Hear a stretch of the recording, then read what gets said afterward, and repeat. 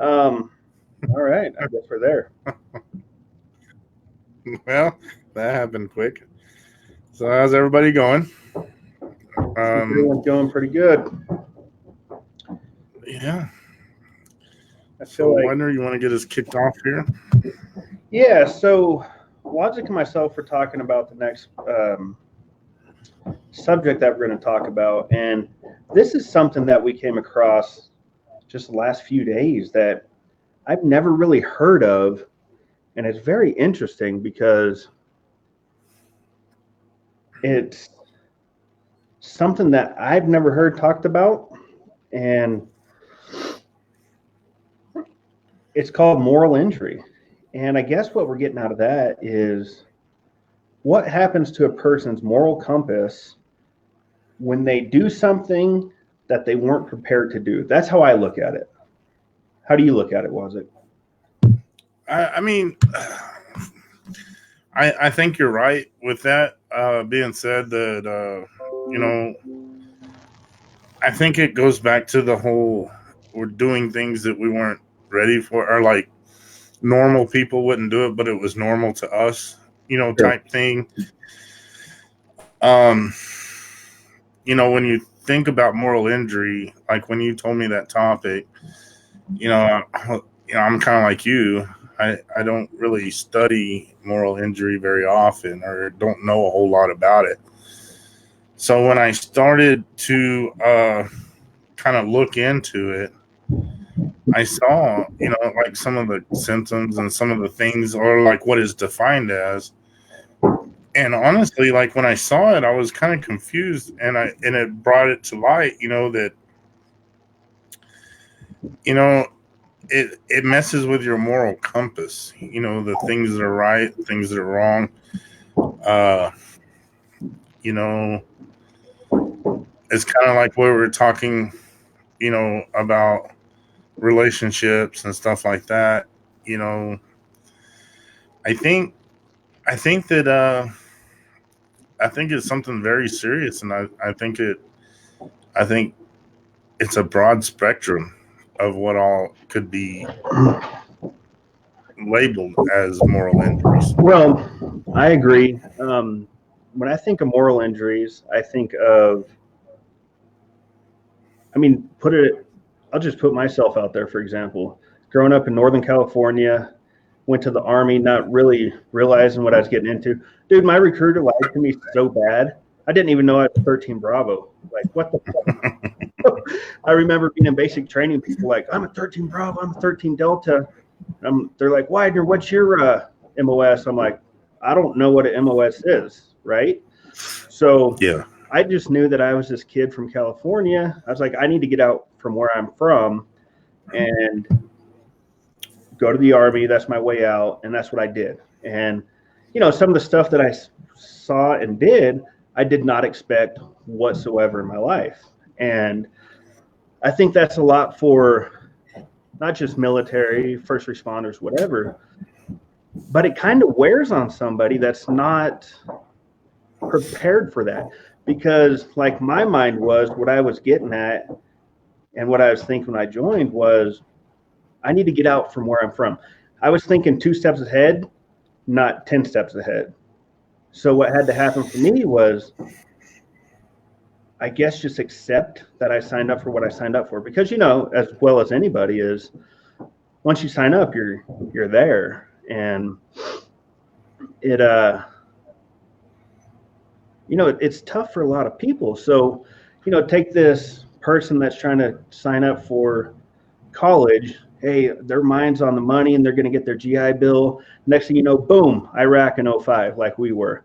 Iraq in '05, and then they're finding themselves on a convoy at 59 Alpha, sitting there waiting for an IED to get dead, or they're trying to recover a vehicle they lost. They're not thinking that that's going to happen to them. So, what does that do to them morally? I mean, I think in the back of our minds, every one of us that signed the dotted line, I think in the back of our minds, we knew the risks that there were being in the military. I think we all knew that there was a risk that we could go overseas, and we could have to, go through all this hell and stuff.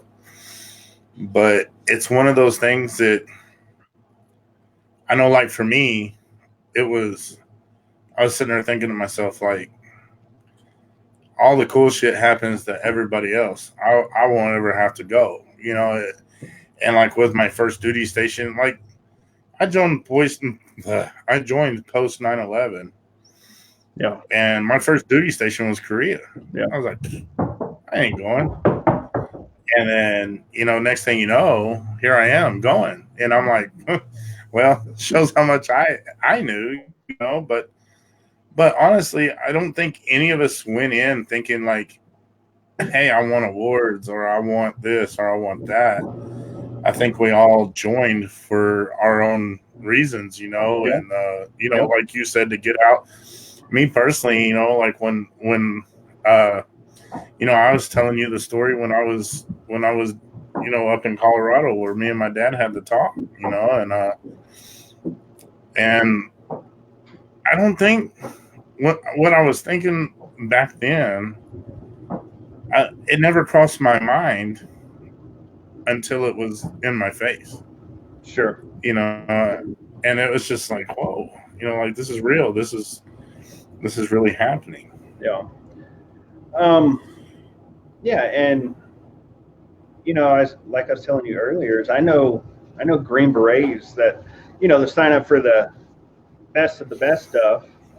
I know Navy SEALs that sign up for this, like personally know them, and hearing stories from them, it's like, yeah, we signed up to be badasses, but when the stuff happens, I didn't expect that. And that's okay.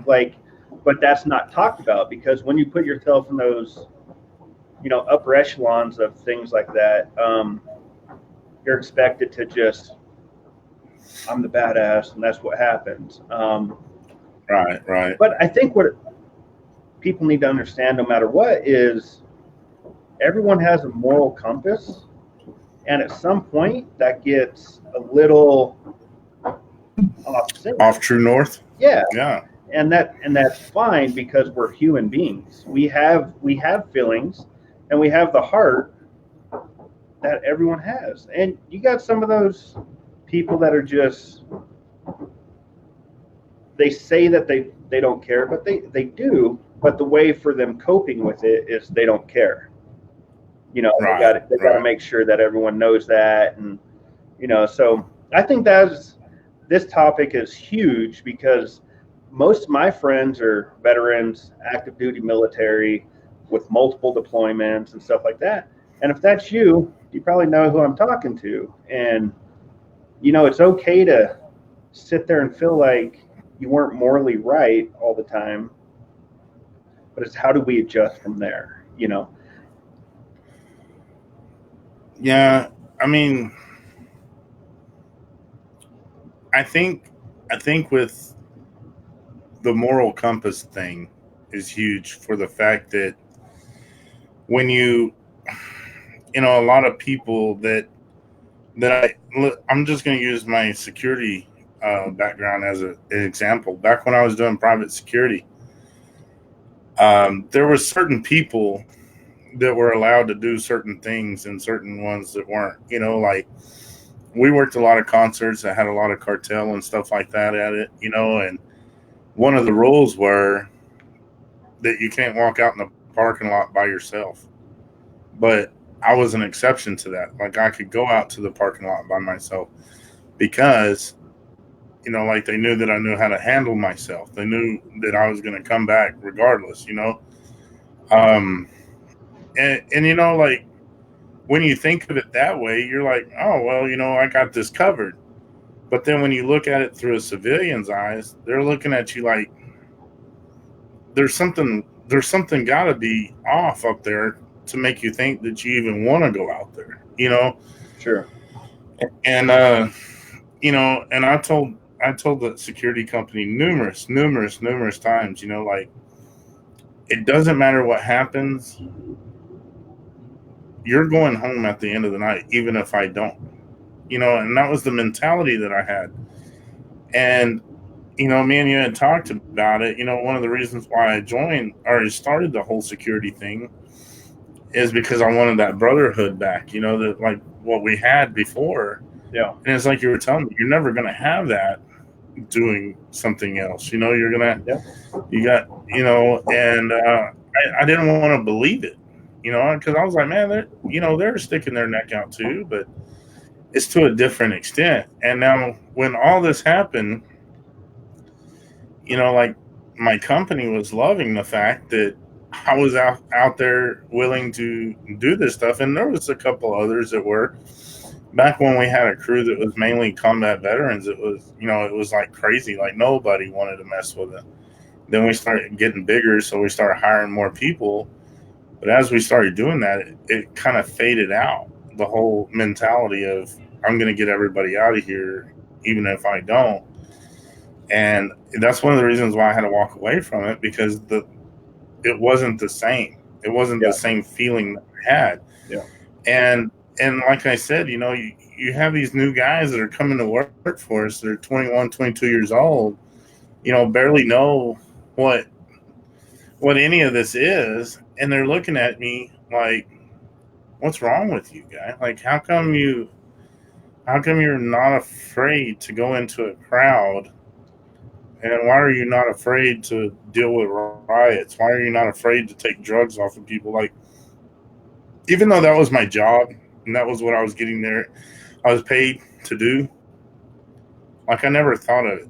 I just did it, And I mean, I see that Robert and Casey are watching. They can attest to it.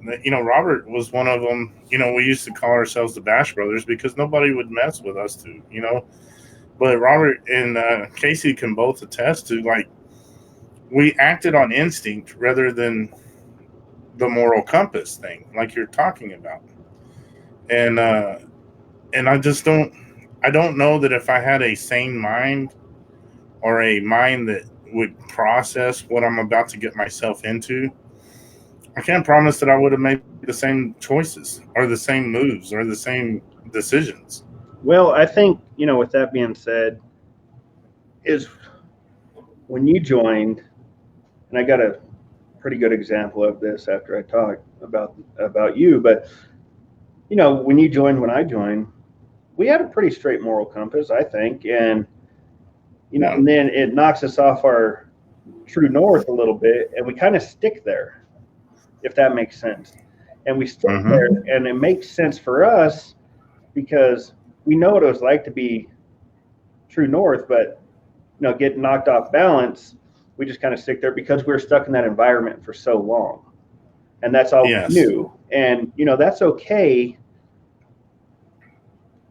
But is there a way to reset that compass? I think there's got to be a lot of forgiveness. There's got to be a lot of stuff like that. But I think what we're trying to talk about is the unexpected that people don't really think about when they get into situations. And I don't know if you watched the news lately, but there is a video of a female cop in Florida, and she gets into, long story short, she chases this guy into his house for I think attempted robbery, which as a police officer, you never do.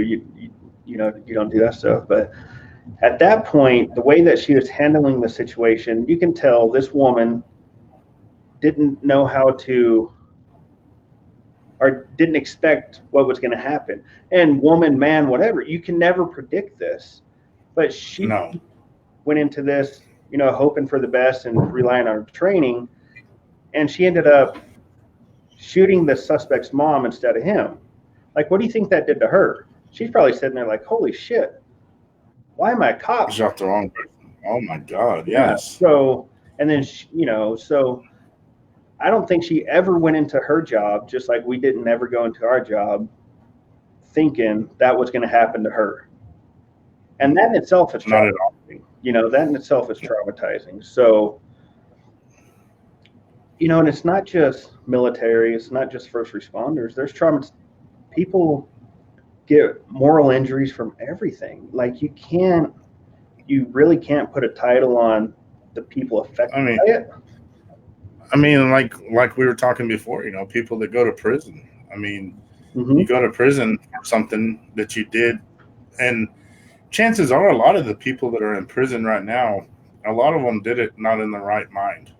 A lot of them did whatever they did, Sure. either drunk, high, or on something else.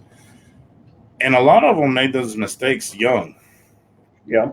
And you have these people sitting in a prison. Think about this. Say you're an 18-year-old kid, and when we were 18, nobody could tell us we were kids because we thought we knew everything. Yeah. So you take an 18-year-old kid, uh, say, got a baby mama somewhere, and he needs diapers, and he don't have a job, or he's Yeah. trying to finish school or whatever. So he holds up a 7-Eleven for diapers. Yeah. Somebody gives him some shit. He shoots the guy. He runs out. They catch him. They get him for robbery and murder and all this stuff, and he's doing life in prison. Okay. So what happens when that dude's like 40 years old? He's still sitting in prison for something that he did when he was 18, trying to provide for his family. Do you not think that would throw his, moral compass off a little bit? Absolutely. Because, at that age, as an 18-year-old, what do 18-year-olds think about? Every 18-year-old wants to just have fun and just enjoy life, right? So you never Right. think of getting yourself in that position. But if you're in that position, it's kind of a fight or flight thing, which you never knew you were Yes. capable of doing. So I Right. think that's huge. And there's a lot of people like that in the system still because of that.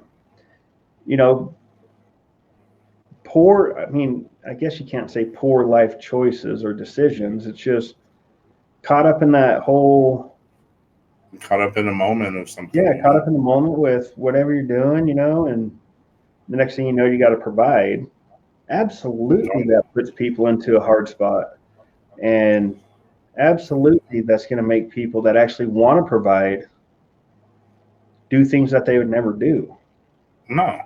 And and it's not just the guy that goes to prison, but say like a kid that's in high school, you know, homecoming night or prom night, he knocks up his girlfriend and he's faced with a choice whether he could drop out of school, go to get a job, or he can try to finish school, and suffer. And the thing is, like, the your moral compass, man, it can waver for each situation. You might be a great person or a great man for one thing, but then you're going to have to live with, when you choose something, you're always going to have to live with that choice you make. Absolutely.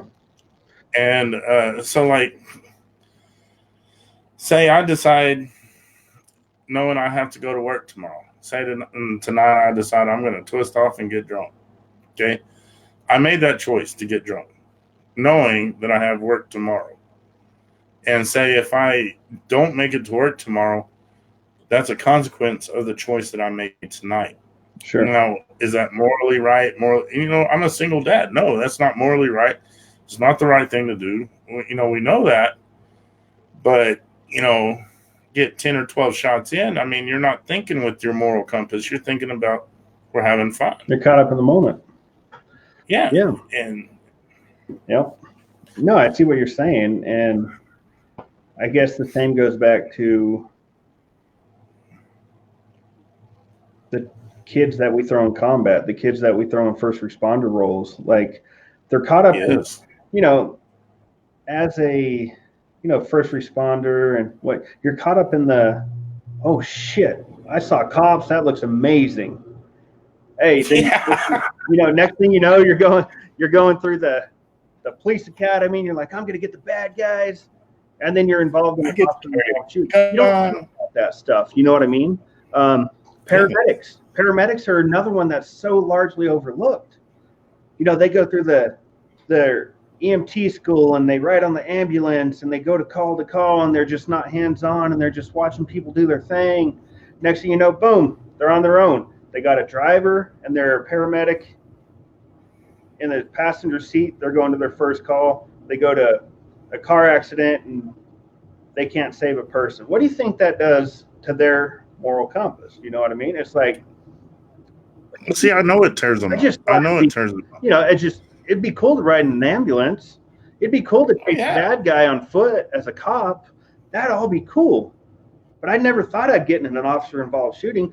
I never thought that I'd get a patient that I couldn't save. I never thought that I'd see a car wreck where, you know, multiple people are dead and I have to watch them get cut out of the vehicle. Like, I've never thought of children or anything like that. Yeah. So, you know, and that's the thing with what we're trying to talk about, moral injury, is I think it's an afterthought. It's an afterthought until something happens and then it's thought about. But it's still not talked about to this day. You know what I mean? Well, that's like when we got in the fist fight on MSR3, you know, during the fist fight, we weren't thinking about nothing but getting everybody out, you know, getting them out of there. When I saw the guy pull the shotgun on Sergeant Murphy, you know, I lost my mind, you know, and we were out there, we're fist fighting our own guys. And then when we had to go into Brassfield Mora and fill out all the paperwork, you sit there and think, like, we were on one of the hottest spots. Yep. And we were out there fist fighting for what? For what? You know, like, what were we thinking? You can't fuck with the Cougars, really. First off, you know, Sergeant Murphy, I always got your back. You know that. But, you know, that's one of those things, like, when you look back at the things, when you look back, and I mean, we say this every time we talk, how the fuck are we still here? I mean, like, hey, I don't know. I you know, it's almost like a blessing and a curse. We're stubborn. That's what it is. I believe it's a blessing and a curse. I think it's a blessing we're still here, but I think it's a curse that we have to live with this every day. Like every night when you lay down your head and you go to sleep and you start to dream, and these thoughts and these dreams start creeping back up. Yeah, I think that's the curse part of it. But I think it's a blessing that we're still here. We have our children. You know, I mean, everything is so crazy that how the world, and you know, as bad as it was for us, think about World War II veterans, World War I veterans, Vietnam veterans. I mean, they were in a war. Well, I think we're kind of in a different spectrum because, and I'll tell you why I think that. World War I, World War II, Vietnam, right? The Iraq War, which is the longest running war that we had, you know, to date, we're finally getting the platform where it's okay for people to talk, but it's still kind of hush hush. World War I, World War II, we'll just say World War I and II. You didn't talk about that shit. You didn't talk about it. All you know is you're going to go, you know, do what the commander says, and that's it. And suck it up and deal with it yourself when we get to, you know, back to wherever we're from. Vietnam, they literally got no help. They are just starting to get help now.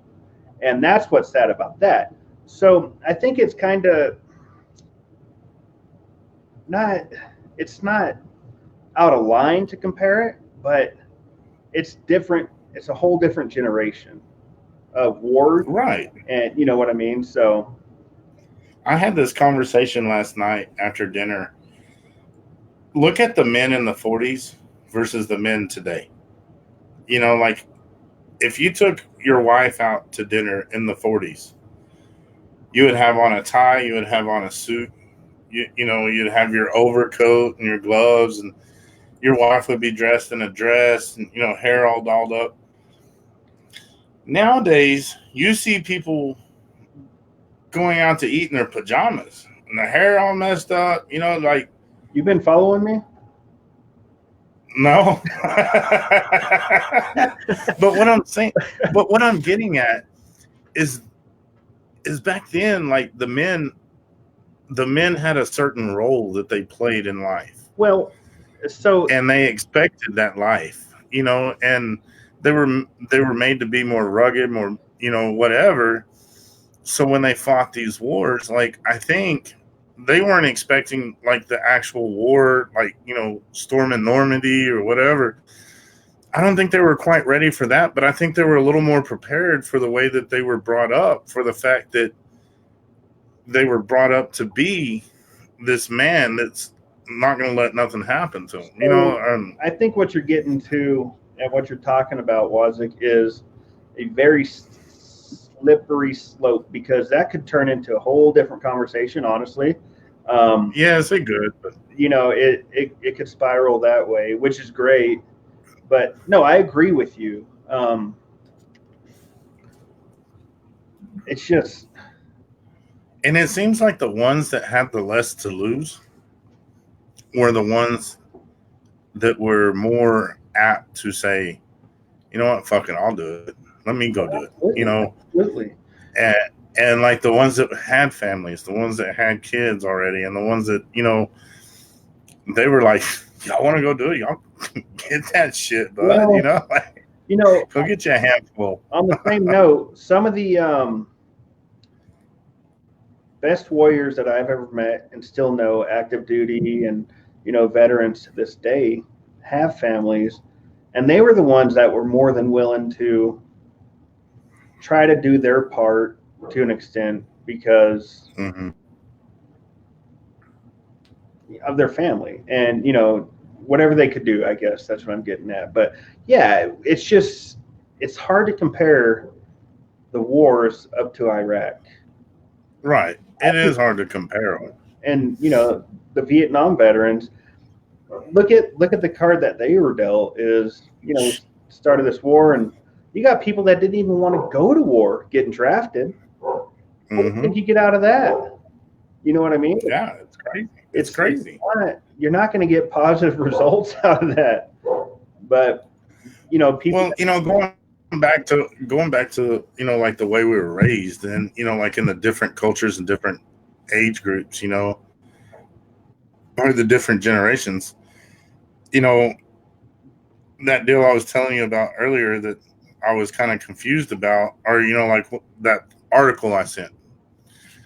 And I told you, this is the thing that blows my mind the most about this, and I told you I was going to bring it up in the deal, is the percentage of Americans that went to war versus the, like in each war, like World War II, whatever.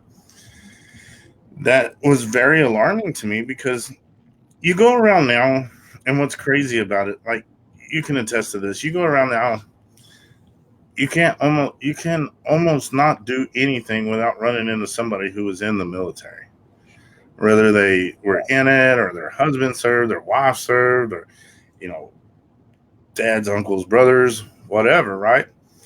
But there's percentages of people that joined and the people that went in, like World War II. 11.5% of Americans served during World War II. During Vietnam, we had 4.30% that served. During the Iraq and Afghanistan wars, we had 0.86% Americans served. Yep, not even. And that's not even 1% of us went. And it's kind of going back to what I was talking about, how the generations are just kind of like gone down. But in the same breath, you had, like, my grandfather, like when he was alive, he was in Vietnam. I originally wanted to go Marines when I was in school, because they were the only ones that were actually trying to recruit me at the time, And I told my grandpa, or I told my granddaddy, I was like, hey, I'm going to join the Marines when I get out of high school. He told me straight up, as long as I'm alive, none of my kids, grandkids, or anything are going to join the military. He said, I did enough fighting for all of us. Like, we don't need that. We don't need that in our life. No. Now, so, of course, I joined after he passed away. But the thing is like, I respected his wishes. As long as he was alive, I didn't go in. But, the thing is, when you look back at it, how many of these guys went through so much hell and traumatic experiences, and their moral compass was so far off that when it came to next generations, they're like, no, look, we're not doing this. I've already done it. I don't need you to do it. Well, because they don't want them to, they don't want the family to experience the same trauma that they did. And I think it was. My daughters are getting to the age where they're starting to try to figure out what they want to do and this, that, and the other. And my oldest told me, she said, Dad, I really think I want to go into the Air Force or the Navy to get college so I can be a caseworker for kids. Like she wants to use that for college. And, part of me is sitting there thinking like, that's my daughter. Yeah. That's my daughter. That's my daughter. I don't know if I want her to go through the things I went through. I don't know if I want her to see the ugliness of the world that we saw. Well, but in the same breath, she's going to have to make her own decision. But it's still, you got to think of it this way too, is it's still a way different war than what we were involved in. You know what I mean? It's way it'll never be the same war. No, not at all. Well, we got to circle back to the moral injury. Is I don't want people to think that we're just talking about military. Like I just thought of an example. Like I just watched a documentary about this guy that had everything in the world that he wanted, and addiction took over, and he is addicted to, some substance. And next thing you know, he's out on the street with his 2 kids. Wife left him with the kids and everything. Like when he started robbing convenience stores and stuff like that, like what do you think that did to him? He had no choice. But then you get mothers that get left with kids and stuff like that, and they have no choice but to do what they have to do. And like everyone, like it's so sad. And this is stuff that's not even talked about. It's just tucked away. Right. People that have to do these things, and that's not the right answer. And I guess it's not saying you come on a podcast in an open forum and talk about it. It's just, I think everyone should have their close friends or whatever if you're not comfortable enough to talk about something with a friend that you consider close, you might want to reevaluate who your friends are, honestly. What I mean? No kidding. I said it last podcast and the one before is I know I can come to you with anything, and I'm fortunate with that. And, saying that you can, but not everyone has that. So there's so many people that feel alone, and that's just horrible. And I think when that loneliness sets in, you start, kind of like with the issue that I had, I think when the loneliness and the depression and the self-hate or whatever you want to call it starts setting in, it's hard to look at the bright side of things. You always want to well, it's a shitty time. Let's just pile on all the shitty things. Well, instead of being like, hey, let's, you got plenty to be thankful for. Why don't you just be thankful for a minute, you little asshole, instead of just, we don't think like that. We don't. No. And it's because, and I think a lot of it has to do is the anxiety that we felt during these times of these fucked up times that we were having to deal with this stuff. I mean, you can't tell me you didn't have some kind of anxiety going on, but then when you start feeling these emotions of all this, your anxiety starts kicking up. Maybe it's kicking up some feelings that you don't even realize that are still even in you. Sure. But you know what doesn't help that? Not talking. Facebook doesn't help that, because everyone's living their best life on Facebook. I don't give a fuck. Oh my God. So people automatically want to compare themselves to that, and then they shut off the Facebook, and then next thing you know, they're sitting there by themselves, like, what the fuck? It's a vicious cycle, and it all starts with people really not thinking about what they're going to get themselves, or what's going to happen. Not even get themselves into, to an extent, like what's going to happen. It could be a bad relationship that ends up in a domestic, abuse system or situation, and then, someone gets the shit out of them, they're left alone, and then they're sitting there like, where did it take a wrong turn? Like, I didn't, ever plan this in my life. And, or maybe I should have done this or whatever. My wife, prime example, I asked her straight up, I said, did you ever think that you'd marry a combat vet that has all these body issues and stuff like that? She said, absolutely not.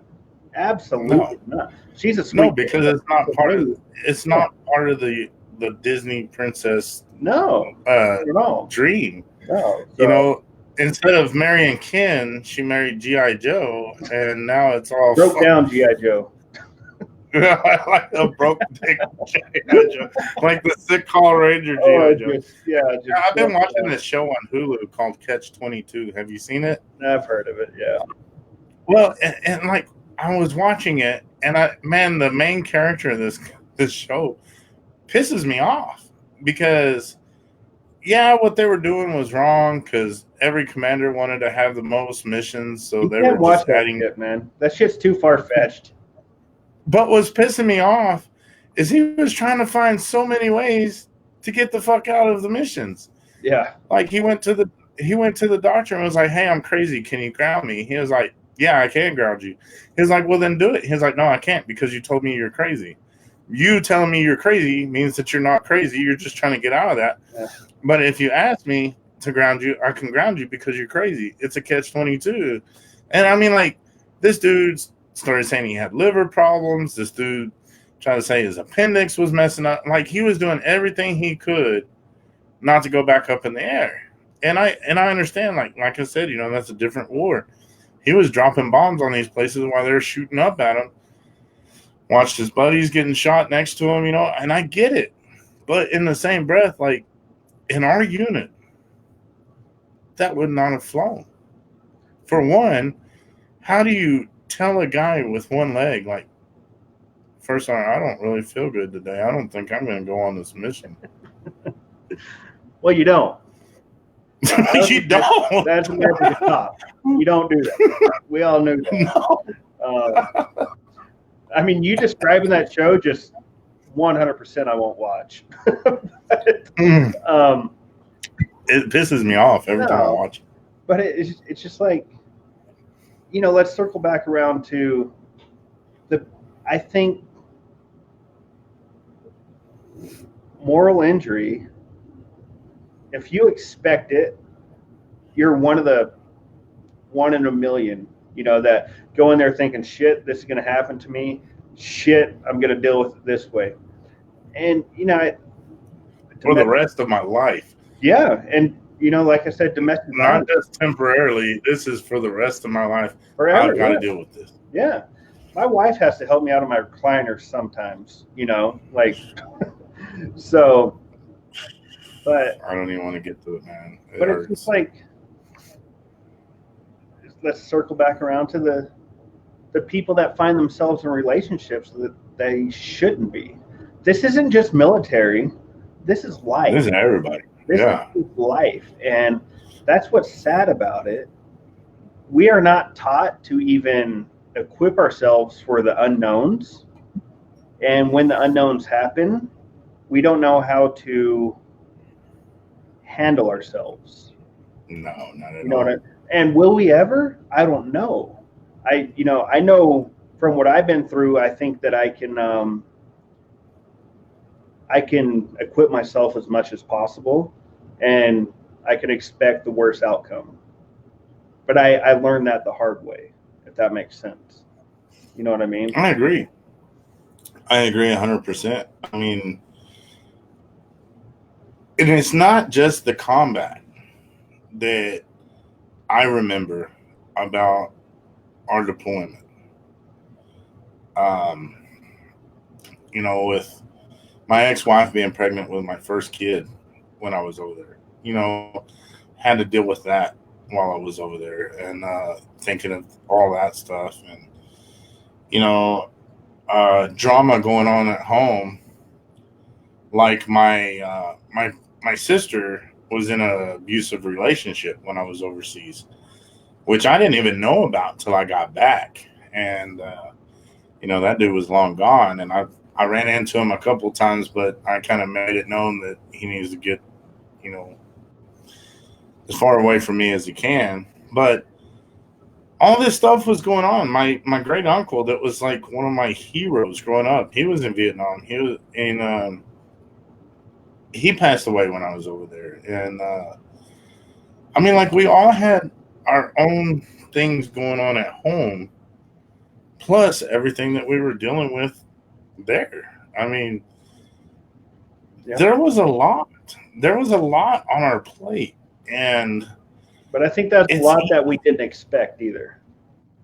yeah, and it's easy to let like the moral compass, get off true north because it's easier to deal with it if you do this rather than doing what's right all the time.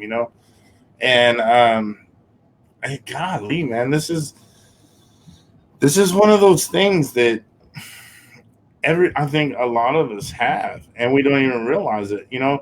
I was looking at, like what I was telling you before. I was looking at the difference in the symptoms between PTSD and the moral injuries, and believe it or not, like there's more in common than each of them have on their own. Like Yeah. PTSD, you have fear, flashbacks, and memory losses. For muscle injury alone, you have sorrow, grief, regret, shame, alienation.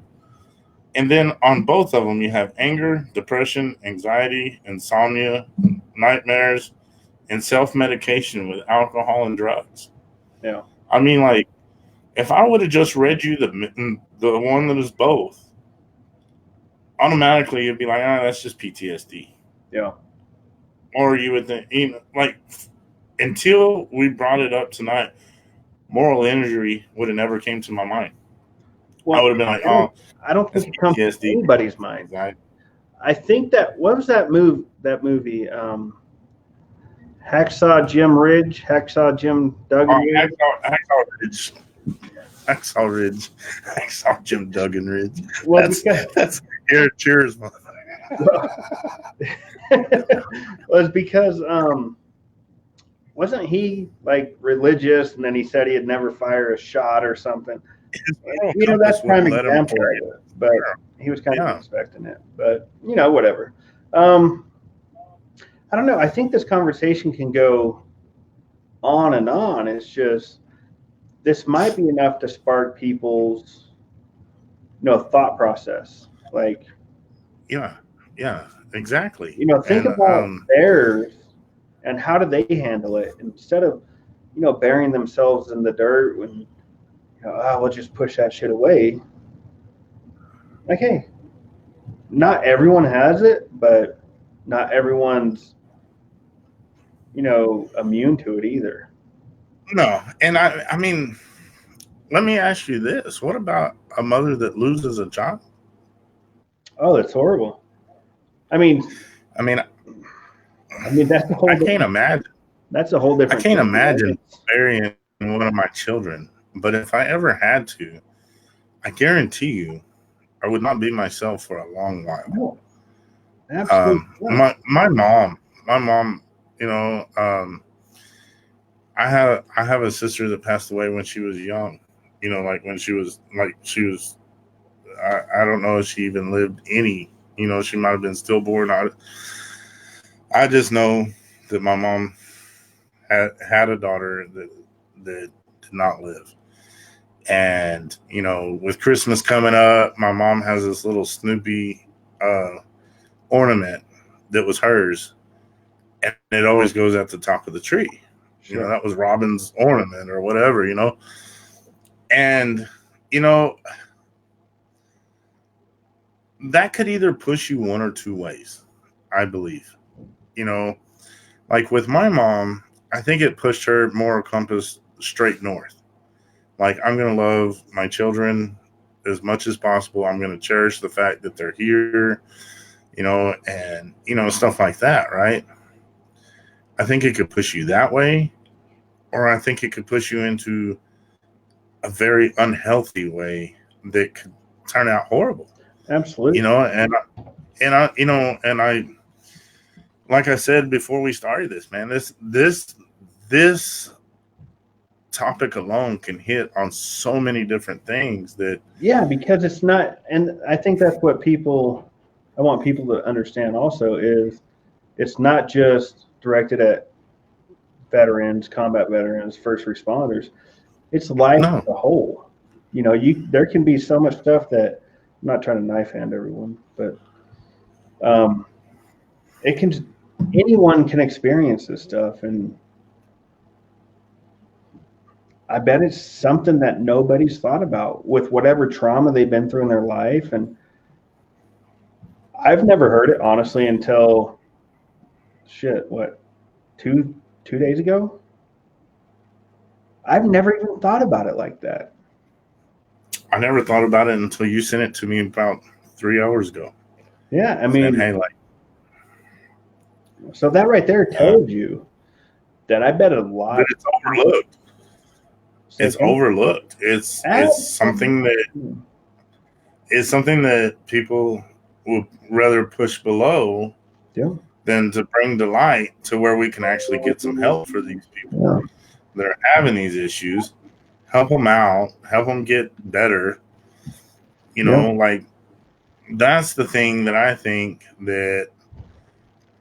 that's why we don't hear enough of it about it, because it's so much easier just to pretend like it isn't a problem than it is to bring it to light and fix it. So, all right. Well, I think that's a good, startup, and maybe people sit there and think about it and stuff like that. So, yeah. And if anybody watching this later, if you want to comment on here and tell us something, go ahead.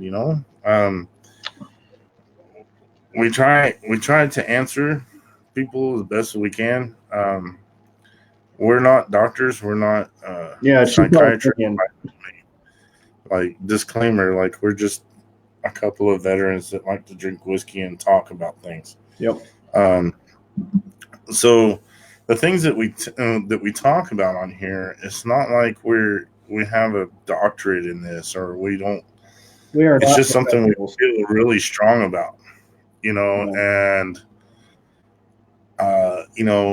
like we said, we just want to bring it to light. Maybe somebody needs to hear this.